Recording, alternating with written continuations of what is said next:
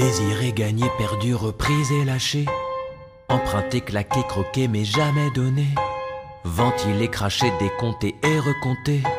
Monnaie, monnaie, monnaie, monnaie, monnaie. Détourné, caché, payé, remise et volé.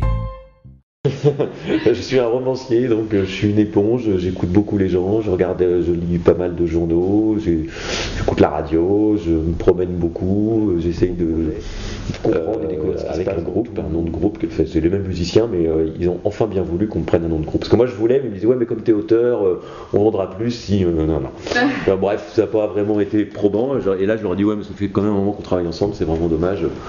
Voilà, on va s'appeler Carnage Opéra. Carnage Opéra. Oui, Carnage avec un K. Privatisé, consacré, ancré, copié, jamais égalé. Oui, je me considère plus comme un artisan que comme artiste. En fait, dans Adieu l'île Marlène, il y a un moment où Magali Du Hunter, donc un des personnages, écrit une lettre au pianiste et elle lui dit mais vous n'avez pas à vous préoccuper d'art. Vous avez à vous préoccuper d'artisanat. C'est-à-dire que, et moi ça c'est une pensée que j'ai effectivement, je pense que le créateur doit s'occuper d'artisanat. Et c'est en fait le public, les journalistes, ce sont les autres qui disent si c'est de l'art ou pas. Mais c'est pas une question que doit se poser le créateur, c'est mon point de vue. Privatisé, consacré, ancré, copié, jamais égalé. Oui, en fait, donc j'ai participé à ce colloque, moi en tant qu'auteur, où j'étais invité à une table ronde. Et j'étais pas censé faire de communication, comme on dit. Et donc j'ai simplement disserté sur un sujet qui m'a toujours paru surprenant chez Jean-Patrick Manchette, c'est le fait qu'ils disent, depuis Dada, l'art est mort.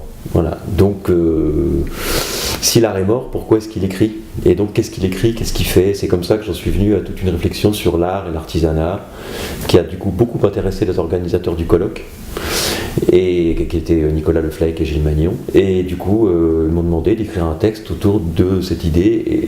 Et voilà, ce texte va paraître accompagné donc des textes des autres participants aux éditions Anacarsis, en effet. En fait, ça s'appelle le Trophée 813. 813, c'est une revue qui est éditée par une association de grands amoureux et de grands spécialistes du roman noir mondial, et donc association en France. Et donc il y a une revue qui parvient aux adhérents. Et donc ce prix, c'est tous les adhérents, qui sont en général d'assez gros lecteurs, qui votent pour le livre qu'ils ont préféré de l'année précédente. Donc là c'est le trophée 813-2016, donc c'était pour eux le meilleur roman francophone de 2015. Voilà. Autant dans Radio Lily Marlène, tu mets en parallèle deux extrêmes de la société d'aujourd'hui, les riches et ultra riches et les pauvres, voire ceux qui sortent de prison.